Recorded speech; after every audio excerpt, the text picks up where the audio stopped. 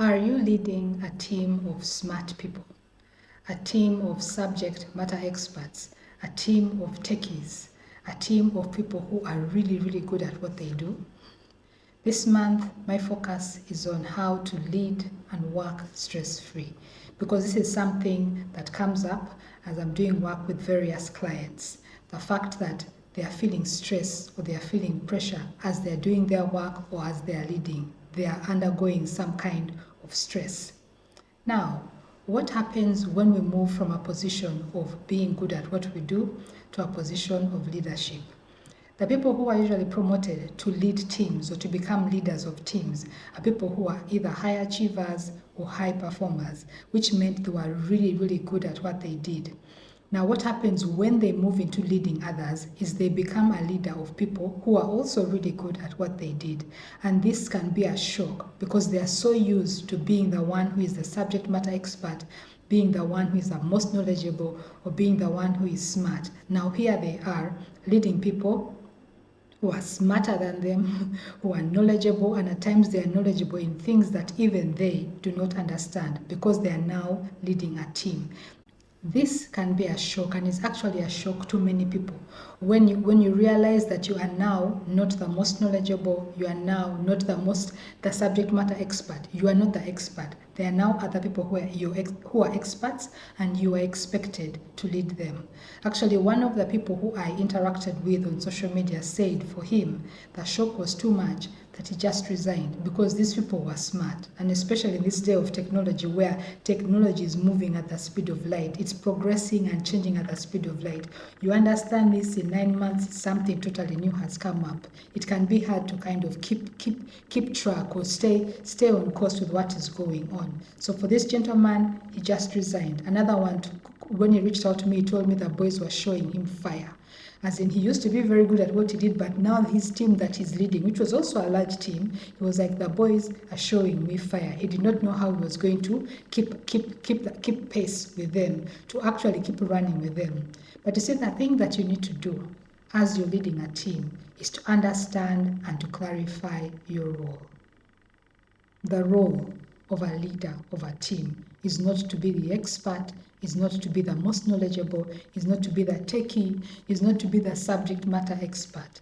The role of a leader of a team is what I call to be an environmentalist.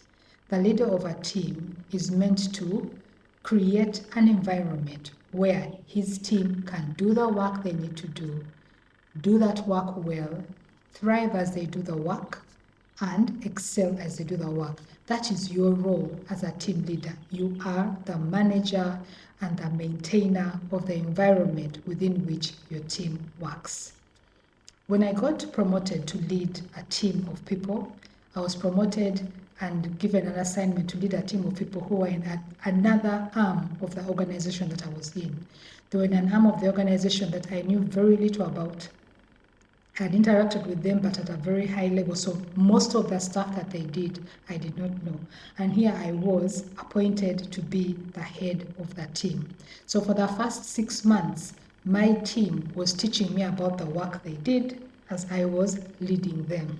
And I actually was leading them because I was not a subject matter expert, or I did not know what they do. I couldn't lean on knowledge or knowing everything. So I had to step into and own my leadership and actually view them as the leader of the team. And it actually worked out for me. It was a baptism by fire, but it helped me to understand what it means to lead without knowing, without knowing what the team is doing, what it means to lead people who know more than you.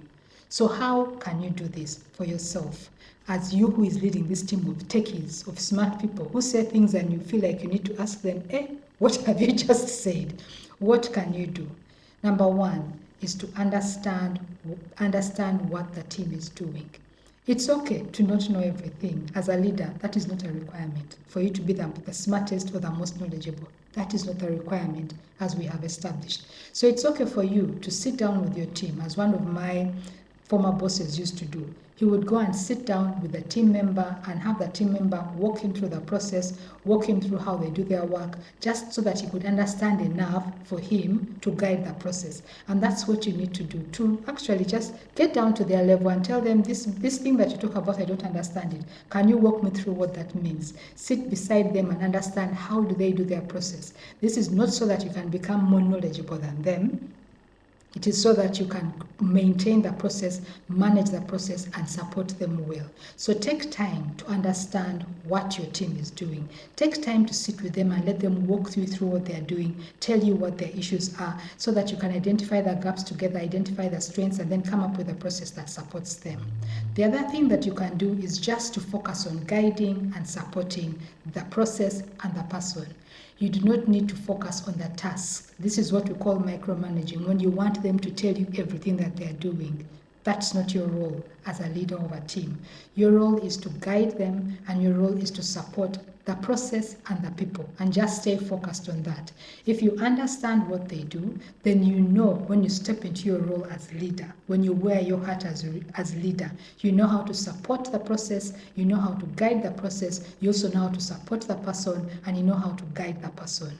The other thing that you can do is challenge, and this is something that you can only do when you wear the hat of leader. If you're still trying to compete with the people who you're leading, to be at the same level as them, which is you trying to be a subject matter expert just like they are. I imagine if you're leading a team of 10 different people, or leading 10 different teams, you want to be a subject matter in each team, then you can't challenge them. But if you wear your hat of leader, then it's easy for you to see the gaps, it's easy for you to see the issues, it's easy for you to see the work that someone does and how that fits into the wider work or the wider tasks or the wider products or services of the organization. An example of this, I think the perfect example of this, was our vice chancellor who was appointed to one of the universities here in Uganda, and what he decided to focus on was to focus on the process of getting transcripts, because that had been a pain point. It had been complained about by the public. People were finding it hard to process their academic transcripts after graduating. At times it took months, for some it took years, some just gave up. So what he did was just track the process, find out where the issues were, and by the time that he was finished with that, people could get their transcripts on the day that they graduated. That's the kind of thing that you do. You don't come down to the level of wanting to have exactly the same level of knowledge as the people who you're leading. You remain the leader, and you challenge them to improve the process, to make it faster, to make it more efficient, to find ways of benchmarking against benchmarking with other countries, with other organizations, with other teams. So you can challenge your teams to produce, to improve the process. The other thing that you can do is to protect your team. This is your role as a leader, as you're managing that environment, is to protect your team, to protect their working hours. Do not be calling your team or your team members outside working hours, and protect them from people who want to do that. If they have to come in and work outside working hours, then make sure that they're either compensated or that they get time off to cover up for that work that they did outside working hours. Do not be calling your team when they're having leave. First of all, make sure that they go on leave, and then protect their leave. If they have to come back, then those leave days have to be reimbursed to them, or they have to be given extended more time for leave. Protect them when they make mistakes. A good example of this is one of the people who I worked with, whose team member made a huge mistake that could have affected the organization. When this person was called before a meeting of executives, and the executives demanded that this team leader tell them who had caused the issue, who the person was, so that this person would either be fired or something would happen to them, the team leader refused to give them the name, because as team leader, they knew their person, and they knew that this person was really good at what they did. This was a one-off mistake. So protect your team. Don't be quick to throw them under the bus. Defend them. Defend them when they make mistakes, when they fail to do something in time, or when something happens. Yes, you could hold them. You will hold them accountable within the team, but protect them whenever you can. The other thing that you can do is celebrate. Create an environment of celebration within the team. This is how you motivate motivate your team to do work. Celebrate small wins, celebrate medium-sized wins, celebrate big wins, celebrate progress, celebrate growth, celebrate a win, which is a goal achieved, celebrate something exceptional, celebrate the resolution of a problem. Create an environment where there are different levels of celebration for different levels of achievement, from hand clapping to finger snapping to actually getting a bonus or a promotion. Create an environment where your team can celebrate the work they do, can celebrate the effort that they put in, can even celebrate the ideas that they give. Create an environment of celebration. So just to remind you, how do you lead smart people? How do you lead people who are smarter than you, techies or subject matter experts?